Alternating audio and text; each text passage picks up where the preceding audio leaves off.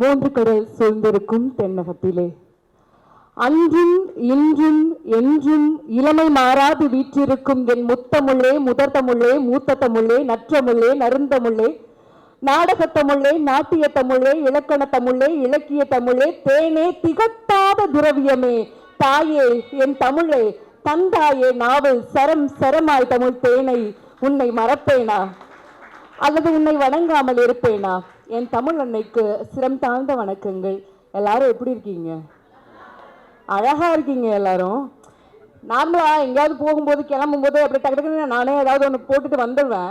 ஆனால் இங்கே நம்ம என்ன ட்ரெஸ் பண்ணிட்டு போனாலும் என்ன மேக்கப் போட்டு வந்தாலும் நமக்கு காம்படிஷனுக்கு நிறைய பேர் இருப்பாங்கன்னு தெரிஞ்சு போச்சு. பொண்ணுங்கள்லாம் ஏன் மேக்கப் போடுறீங்கன்னு நிறைய பேர் கேள்வி கேட்பாங்க. நீங்கள் சொல்லுங்கள், ஒரு பியூட்டிஷியனாக இருக்கீங்க, அதனால் கண்டிப்பாக சொல்லுங்கள். நாங்கள்லாம் மேக்கப் போட்டு ஒரு கெட்டப்பாக இருந்தால் தான் நீ செட்டப் தேடி போக மாட்டேன். ஸோ அதனாலேயாவது நாங்கள் வந்து மேக்கப் கிளாஸ் கற்றுக்கணும் அப்படிங்கிற ஒரு விஷயத்த சொல்லுங்கள். அதுவும் இன்னைக்கு பியூட்டிஷியன் கிளாஸில் எல்லாரும் வந்துட்டு பெண்களாகவே வந்துட்டு இருக்கிறது எனக்கு பெரிய பெரிய மகிழ்ச்சி. இவெல்லாம் எப்படிடா நல்லா இருக்கா அப்படின்னு நினைக்கிற விட, நான் நல்லா இருக்கேன்டா, சூப்பராக இருக்கா அப்படின்னு நினைக்கிறவங்களை விட, இவெல்லாம் எப்படி நல்லா இருக்கா அப்படின்னு யோசிக்கிறதுக்கு ஒரு கூட்டமே இருக்கும். பட் நாம் ஒரு அதிகபட்சமாக பெண்கள் மேலே வைக்கிற ஒரு குறை என்ன தெரியுமா? ஒரு பொண்ணு ஜெயிச்சிட்டா இல்லை ஒரு பொண்ணு வந்துட்டு பியூட்டிஷியன் துறையில் போகிறா அப்படின்னா, மச்சான் அவன் கொஞ்சம் உனக்கு ஒரு வேலையே இல்லையா, இப்படியெல்லாம் ஒரு 4 பேர் குறை சொல்கிறதுனால உண்மையிலே நம்ம மேலே குறை இருக்குன்னு அர்த்தம் கிடையாது. சொல்கிற 4 பேருக்கு வேறு வேலை இல்லைன்னு அர்த்தம். நீங்கள் கொஞ்சம் தூரமாக போயிட்டு திரும்பி பார்த்தா அது அந்த டிக்கெட் வேற ஒருத்தரை பற்றி குறை பேசுறதுக்கு ஆரம்பிச்சிருக்கும். ஸோ இவங்களுக்காகலாம் நாம் நம்மளுடைய இலக்குகளை ஒத்தி போடவே கூடாது. 80 வயசுலேயும் அவங்க அவ்வளோ அழகாக மேக்கப் போட்டு இருக்கும்போது எனக்கு அப்படியே ma'am you are very beautiful actually. அப்புறம் எனக்கு இப்போவே கால் 36 வயசாச்சு, வயசு சொல்லிட்டேனே பரவா மேம். மார்ச் 10 வந்துச்சு மேம், 18 வயசாச்சு மேம்.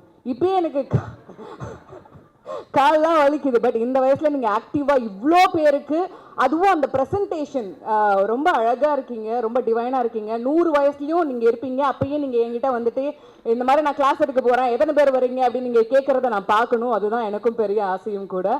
அண்ட் எனிவேஸ், சஷ்டி போட்டிக் இது நம்மளுடைய ஸ்டாலு.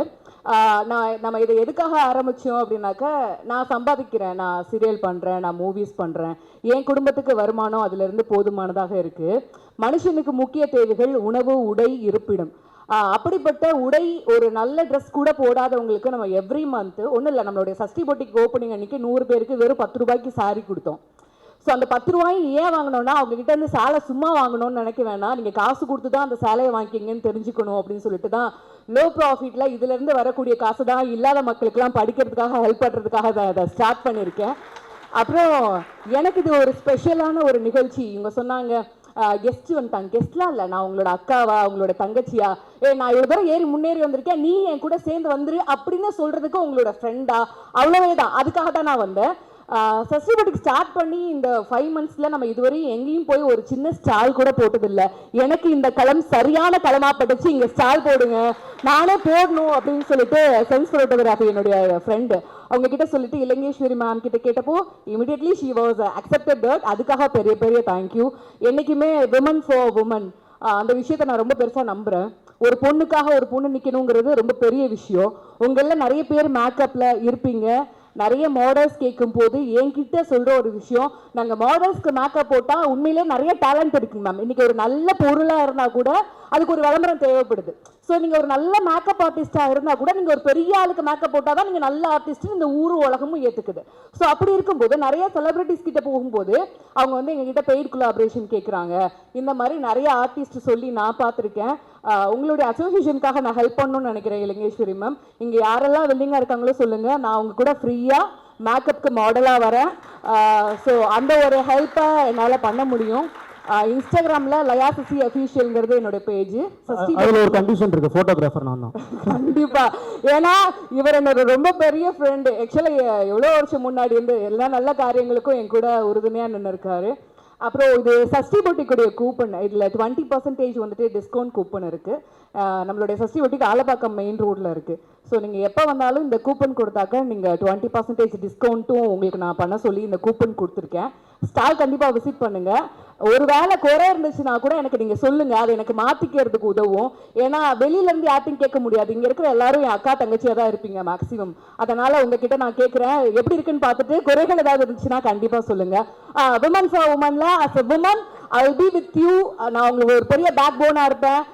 ஒரு பைசா வேண்டாம், என்னோட பேஜில் நானே கொலாபரேஷன் போட்டு கொடுக்குறேன். நீங்கள் உண்மையிலேயே டேலண்ட் இருக்கக்கூடிய பட்சத்தில் உங்களுடைய திறமையும் இந்த உலகத்துக்கு தெரியட்டும். ரொம்ப நன்றி அந்த நிகழ்ச்சிக்கு நான் வந்ததுக்கு. தேங்க்யூ.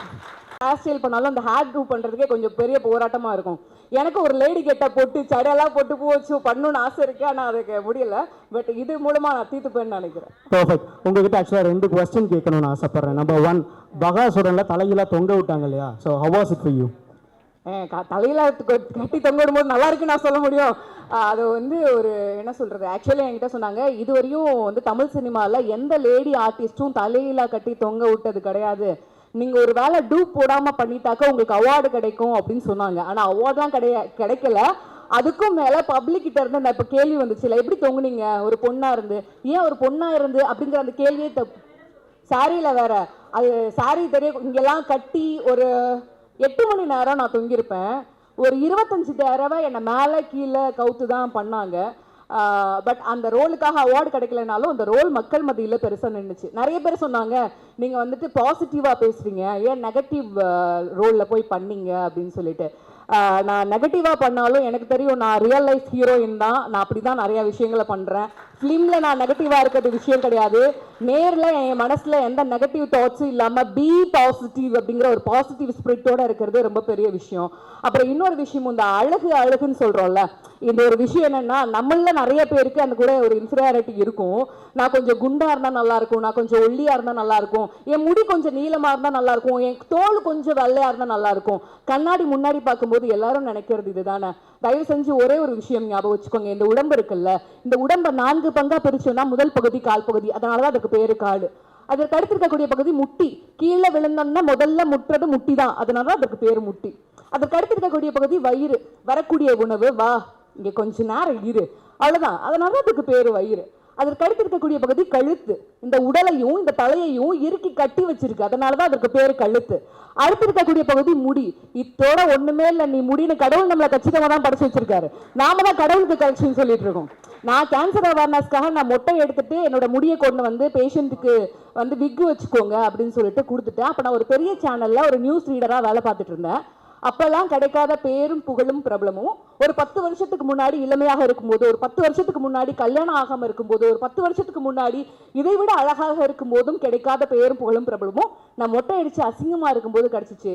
ஒரே ஒரு விஷயம்தான், உருவம் பொறுத்து இல்லவே இல்லை வாழ்க்கை. இந்த உருவம் இருக்குல்ல, இந்த உருவம் பொறுத்து இல்லவே இல்லை வாழ்க்கை, எண்ணம் பொறுத்து தான் வாழ்க்கை, எண்ணம் போல் தான் வாழ்க்கை. ஸோ இதை பெருசாக ஆழமாக நம்புங்க, நீங்கள் என்றைக்குமே அழகுதான், அந்த கான்ஃபிடென்ட்டை நீங்கள் நினச்சிட்டாலே போதும். சாரி நிறைய பேசுகிறேன். No problem. ஆக்சுவலாக அங்கேருந்து ஒரு ரெக்வஸ்ட்டே வந்திருக்கு உங்ககிட்ட பர்டிகுலராக இந்த கொஸ்டின் கேட்கணும் அப்படின்னு. What ever you feel you can answer. What is feminism according to you? ஐயோ, இந்த கேள்விக்கு நான் வரலைங்க, இதெல்லாம் வேணாங்க, இதெல்லாம் ப்ரெஸ் வேற இருக்காங்க, அவங்க தான் ஆக்சுவலாக கேட்க சொன்னது. அதனால இல்லை இந்த கேள்வியெல்லாம் இங்கேருந்து கேட்டிருக்க மாட்டாங்க. அதில் நிறைய தெளிவுபடுத்த வேண்டிய விஷயங்கள் எனக்கே இருக்கு, தெரியாம நான் வந்து பதில் சொல்றது ரொம்ப பெரிய. இன் ஜெனரல் ஃபெமினிசம் அப்படின்றது இல்லை, பெண்மை போற்றப்பட வேண்டும், சிம்பிளா. இன்னைக்கு கூட வந்துட்டு மார்ச் 8 எல்லாரும் வந்துட்டு மகளிர் தினத்தை கொண்டாடுனீங்க. ஆனா என்னுடைய பெரிய குறிக்கோள் என்னன்னா, நீங்க மகளிர் தினம் கொண்டாடுங்க, கொண்டாடாம போங்க, அதெல்லாம் எனக்கு விஷயம் இல்ல, மகளிரை கொண்டாடுங்க, அதுவே நீங்க எனக்கு கொடுக்கக்கூடிய மிகப்பெரிய மரியாதையை நான் பாக்குறேன், அவ்வளவுதான். தேங்க்யூ.